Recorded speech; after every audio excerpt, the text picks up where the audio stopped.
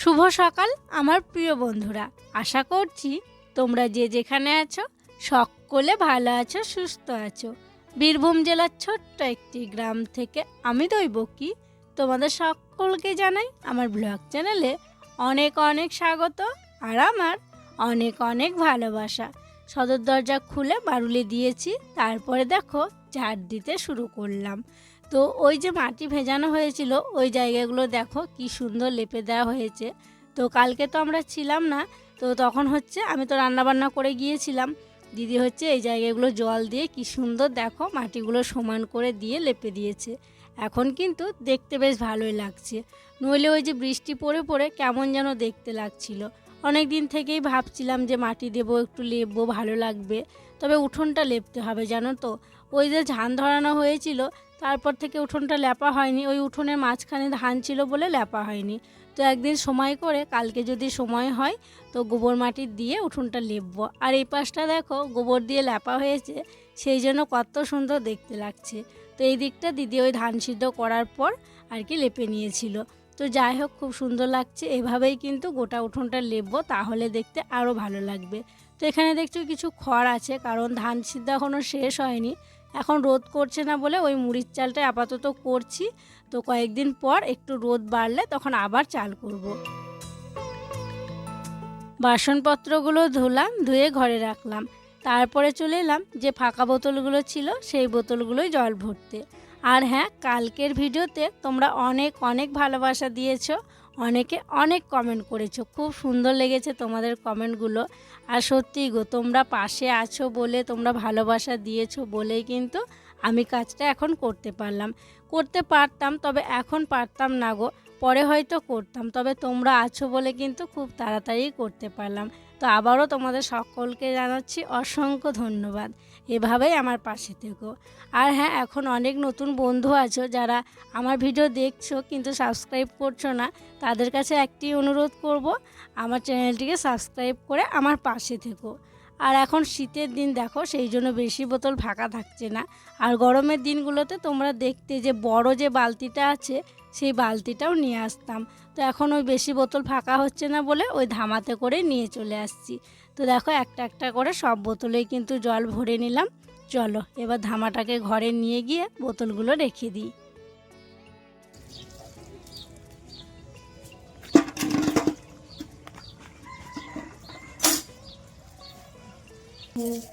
চাদরগুলো খুললাম। আর আজকে মুড়ি খাওয়ার জন্য করব মুসুরি কলাই সিদ্ধ। মুসুরির ডাল নয় গো, মুসুরি কলাই, এই যে খোসা লাগানো মুসুরি কলাই। তো একটুখানি ভিজিয়ে রাখবো, রুদ্রসোনা ঘুমাচ্ছে, ভিজিয়ে রেখে ওকে ওঠাই, সোয়েটার টোয়েটার পরিয়ে ব্রাশটা করিয়ে দিই, খেতে দিই, তারপরে সিদ্ধ করতে দেবো। আর আমি কি করে মাপ বুঝে জানো, এই যে একজনের, দুজনের, তিনজনের, চারজন, 5, 6, 7, ওতেই হয়ে যাবে। 7 মুঠ দিলাম 7 জনের। জামাইবাবু তো বাড়িতে থাকে না, মুড়ি খায় না, মানে সকালবেলায় খেয়ে আর কি চলে গেছে। মুড়ি খাবার টাইমে 10টার সময় থাকে না, তো ওই কটাতেই হয়ে যাবে। চলো জল দিয়ে একটু ভিজে রেখে দিই, একটু পরে সিদ্ধ করতে দেবো।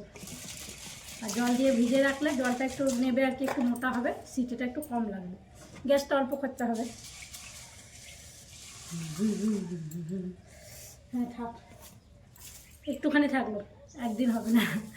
যাই হোক, দেখে দিই। রুদ্র, ওঠো বাবা, ওঠো।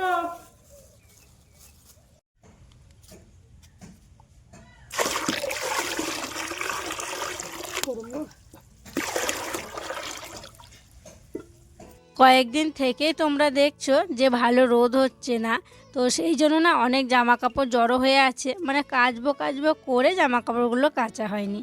তবে আজকে জানো তো সকাল থেকে বেশ সুন্দর রোদ বের হয়েছে, বেশ ভালো লাগছে। আর এই রোদ দেখে আর লোভটা সামলাতে পারলাম না, দেখলাম যে জামা কাপড়গুলো তাহলে ভিজিয়েই দিই। আর কি বলো তো, যত দেরি করব ততই তো আর কি জামা কাপড় বেশি বেশি জড়ো হবে। তাই দেখো পুরো 1 গামলা জামা কাপড় নিয়ে চলে এসেছি। একটা গামলাতে শুকনো জামা কাপড়গুলো নিয়ে এসেছি, একটা গামলাতে দেখো জল নিয়েছি। তবে এমনি কলের জল নিয়েছি, আবার গরম জলও একটু মেশালাম, কারণ গরম জল দিলে একটু ভালো পরিষ্কার হয়, তো সেই জন্য একটু গরম জল মিশিয়ে সব কিছু ভিজিয়েছিলাম। তো উঠোনে সব কিছু একটুখানি আর কি ভিজিয়ে রেখেছিলাম। তারপরেই কিন্তু আমি নিয়ে চলে এসেছিলাম পুকুর ঘাটে। পুকুর ঘাটে এসে জামা কাপড়গুলো এক এক করে সব কেচে নিয়েছি, তারপরে এখন দেখো ধুয়ে নিচ্ছি। আর ওই যে রোদটা বের হয়েছে, তবে ঠান্ডা সেই ঠান্ডাই আছে জানো তো, রোদ বের হলেও না ঠান্ডাটা যায়নি। তবে কিচ্ছু করার নেই, রোদ হয়েছে বলে আর কি কেচে দিলাম। আর মশারিটা আগে কেচে নিয়েছি, কেচে ওই কলের মাথাটায় রেখেছি, কারণ মশারি তো সে নিকড়ানো যায় না, জল বেরিয়েই যায়। তো সেই জন্য ভাবলাম কলের মাথাতে একটু রাখি, তাহলে জলটা ঝরে যাবে। আর এদিকে এত জামা কাপড় ভিজিয়েছি, আমি ভাবছি কোথায় মেলবো, আর এক এক করে কেচে নিচ্ছি। তো যাই হোক, সমস্ত জামা কাপড় আমার কাচা হয়ে গেছে। ওই যে চিন্তা ভাবনা করলাম আর কাচলাম, দিয়ে ভাবলাম যে দিদিদের ওই চালা ঘরের ওখানটাতেই দিই, মানে দিদিদের যে পাকা ঘর আছে ওখানে দেব। তাই দেখো আমি গামলাটা নিয়ে যাচ্ছি আর এক হাতে মশারিটা নিয়ে যাচ্ছি। আর গামলাটা এত ভারী, তোমাদেরকে কি বলবো, আমি পুরো আনতেই পারছিলাম না। তো প্রথমেই বিছানার চাদরটা দেখো জলটা ভালো করে নিগড়ে নিচ্ছি। এই যে বড় জায়গাটা, এই চাদরটা দেব। আর আমাদের ঘরে কিছু দিয়ে দেব নিচের তারে, আর কিছু ছাদে দেব, তাহলেই কিন্তু আমার সমস্ত জামা কাপড় মেলা হয়ে যাবে।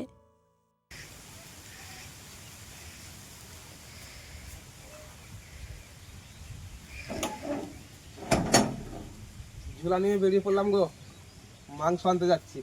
মানে কাকার আবদার রুদ্রের কাছে, যে কি মাংস খাওয়াবে না, কাকা রুদ্রকে বলছে। তো ভাবলাম না, কাকা কাকি মানে কাকাদের ফ্যামিলিটাকেই মানে বলা যাক, নিমন্ত্রণ দেওয়া যাক আজকে, যে আমাদের বাড়িতে চিকেন হবে, মানে চিকেন ভাত মানে এইসব খেয়েও। তো যাই, আর দেরি করবো না, অনেকটাই বেলা হয়ে গেছে, প্রায় 10:30 বাজে, ঠিক আছে। মানে এরকম প্ল্যান ছিল না, তো হঠাৎ করে ভাবলাম যে কাকা যখন বললো আবদার করে বলেছে যে না করলেও হতো, কিন্তু আবদার যখন করেছে গাছিকে। আর কি বলতো, কালকে আমরা খাওয়া দাওয়া করেছিলাম, তখন কাকাকে খেতে বলেছিলাম, কাকা খায়নি। কালকে কাজটা করতে গেছিলাম, কাকাও তো গেছিল। তো মানে কাকাকে বললাম যে খাওয়া দাওয়া করো না, ভাত খেয়ে নাও। কাকা বললো আর ভাত খাবো না। কাকা 4টে মিষ্টি খেয়ে বিরিয়ানি খাওয়াতে চেয়েছিলাম, খাবো না বিরিয়ানি বলেছি। খাবো না বললো। কাকা বলছে আমি ভালো লাগে না, খেতে পারবো না, বিরিয়ানি আমি খেতে পারবো না, তাই বললো কাকা। তো কাকা 4টে মিষ্টি খেয়ে বাড়ি চলে এসেছিল, নিয়ে আজকে আবদার করেছে যে মাংস ভাত খাবো। তাই যাচ্ছি মাংস আনতে। তো চলো বন্ধুরা, মাংসটা নিয়ে আসি, অনেকটা বেলা হয়ে গেল। রুদ্রের বাবা চলে গেল চিকেন আনতে, আর আমি এদিকে উনুন ধরিয়ে দিয়েছি।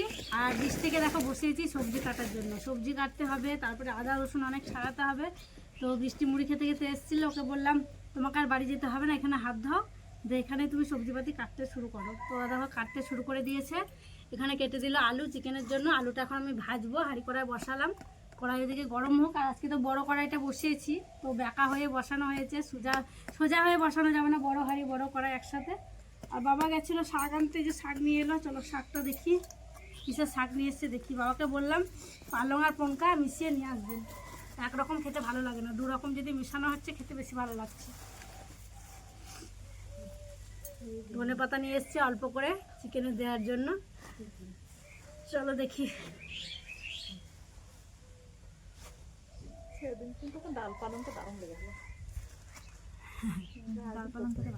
দিদি বলছে সেই দিনকে ডাল পালংটা দারুণ হয়েছিল খেতে। তো এই যে দেখো পনকা অর্ধেকটা, পালং অর্ধেকটা শাক নিয়ে এসছে। তো এখন আমি শাকগুলো বেছে দেবো, বৃষ্টি কেটে দেবে। ভাই লেগে যাবে বলছে, শোনো না তুমি রুদ্র।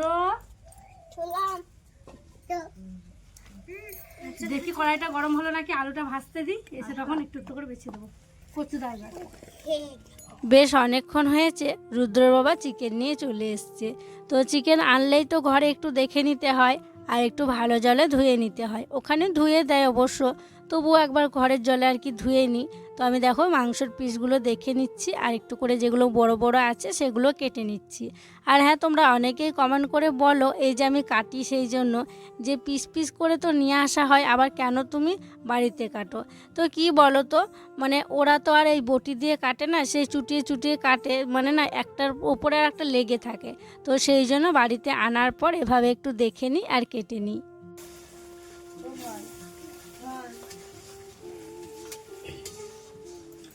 আজকে রান্নার ঠাকুর দেখো আলাদা, আজকে চিকেন রান্না করবে রুদ্রের বাবা। তো আমি আগে রান্না করলাম শাক, আর টকটা করে নিয়েছি, যেটা আমাদের প্রিয় খাবার, টক পাঁচমিশালি টক, আলু বেগুন টেগুন মূলো টুলো দিয়ে ওই টকটা করে নিয়েছি বড়ি দিয়ে। আর রুদ্র বাবা এখন চিকেনটা রান্না করবে। হলো মশলা কষানো? ভাবলাম তো চিকেনটা আজকে আমি রান্না করি, তাই দেখো রান্না করতে লেগে পড়লাম। আর আগে কিছুদিন আগে দেখেছিলাম শ্বশুর বাড়িতে, তোমরা দেখেছো, আর আজকে বাড়িতে করছি। রুদ্র, যাও দাদু ভাইকে বলে এসো, ছোট দাদাকে, যে চলো আমাদের হয়ে গেছে, তুমি যে বললা মাংস খাবো, যাও। এখন হয়নি, দেরি আছে বাবু।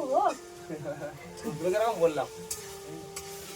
আর সেদিনকে রুদ্র বাবা গয়েশপুরে মানে শ্বশুর বাড়িতে, ও শ্বশুর বাড়িতে গিয়ে রান্না করেছিল, দারুণ রান্না করেছিল। আচ্ছা, শ্বশুর মশাই কি বলেছিল সেটা ভালো বন্ধুদেরকে? মুখে লেগে থাকার মতো রান্না হয়েছে। শ্বশুর মশাই বলেছিল যে মুখে লেগে থাকার মতো রান্না একদম। তো সেই জন্য রুদ্র বাবা নিজে থেকে বললো, আমি বললাম না যে আমি ও রান্না করি। স্নান করে চলে এসছে, রান্না ঠাকুর রান্না করবো বলে। যে আমি বলছি কি একটা বেশ বললাম, আমাকে জিজ্ঞাসা করলাম, যে বলছে আমি স্নান করে নিলাম, রান্না ঠাকুর আমি আজকে চিকেন রান্না করবো। হ্যাঁ, দেখো ও রান্না করতে শুরু করেছে। আর কালকে স্নান হয়নি বন্ধুরা, কালকে তো ওইদিকেই ব্যস্ত ছিলাম, সকালে গেছিলাম, সারাটা দিন ওখানে কেটে গেছিল, কালকে স্নান করতে পারিনি। তো দেখো আমার মাংসের মশলা কষানো হয়ে গেছে, এবারে মাংসটা দিয়ে দেবো।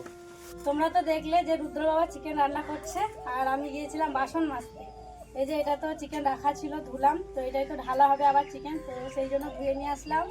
আর এই হাঁড়িটা ছিল কালকের ভাত হওয়া, কালকে দিনে ভাত হয়েছে, সকালে আবার রাত্রে হয়েছিল, তো সেই হাঁড়িটা মাজাই হয়নি, ভাত ছিল হাঁড়ির মধ্যে ছিল, তো মেজে নিয়ে আসলাম, প্রেসার কুকার ধুয়ে আনলাম। আর এই যে আজকের ভাতের হাঁড়িটা ধুয়ে আনলাম।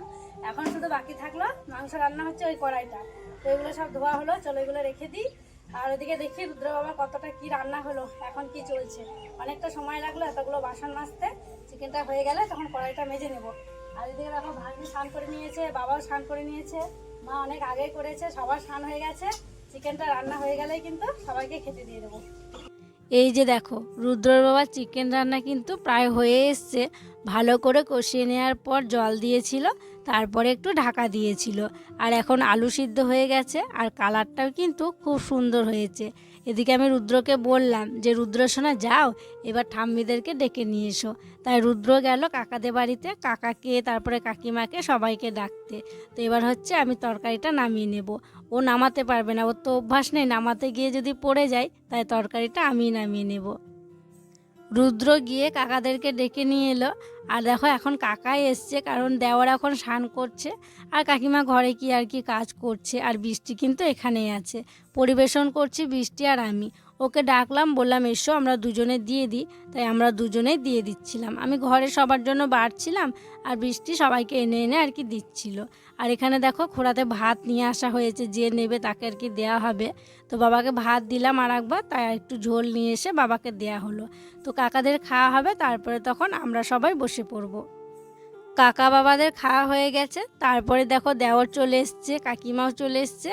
আর রুদ্র সোনার কিন্তু এখনও খাওয়া শেষ হয়নি, সে কখন খেতে বসেছে, একটু একটু করে খাচ্ছে জানো তো, মানে গল্প করছে সবার সাথে, কাকার সাথে আর কি করছিল, এবার কাকিমার সাথে আর কি করছে, দিয়ে খেতে দেরি করছে।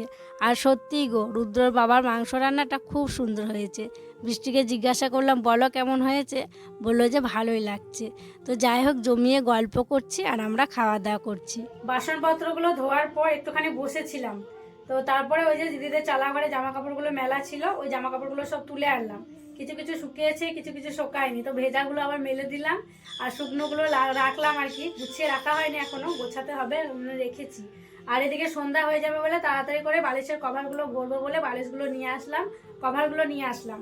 রাত্রেবেলায় তো বালিশের কভার ভরতে নেই, তো তোমরা অনেকেই কমেন্ট করে বলেছো রাত্রেবেলায় ভরতে নেই, তবে অন্যান্য মাসে যদিও ভরি, মানে যদি দিনের বেলায় মনে না থাকলো রাত্রেবেলায় যদিও ভরি, পৌষ মাসে রাত্রে কিন্তু এই কাজগুলো করতেই নেই, সেলাই করতে নেই, বালিশের কভার, কাঁথার কভার যাই বলো ভরতে নেই। তো এই যে পাঁচ বালিশের কভারটা একটু ছিঁড়ে গেছিলো, ভাবলাম সেলাই করে দিই, সবই ভালো আছে জানো তো, একটুখানি ছিঁড়ে গেছে, তো সেলাই করলে এখন অনেক দিন চলবে, তাই পাঁচ বালিশের কভারটা এখন সেলাই করে নিচ্ছি।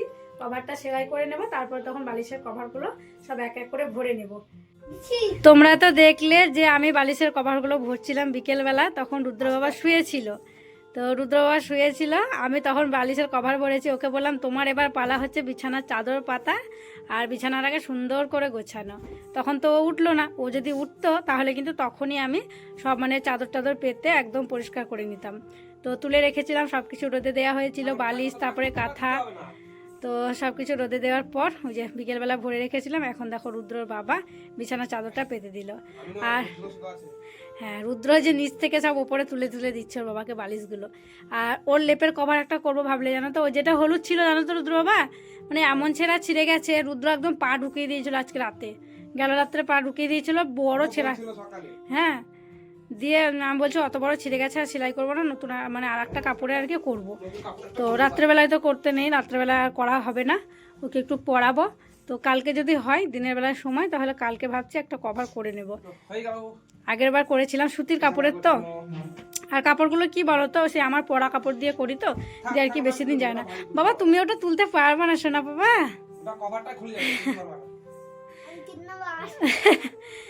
এখন বেজে গেছে রাত 9:30, আর এদিকে দেখো খাওয়া দাওয়া কিন্তু শুরু করে দিয়েছি।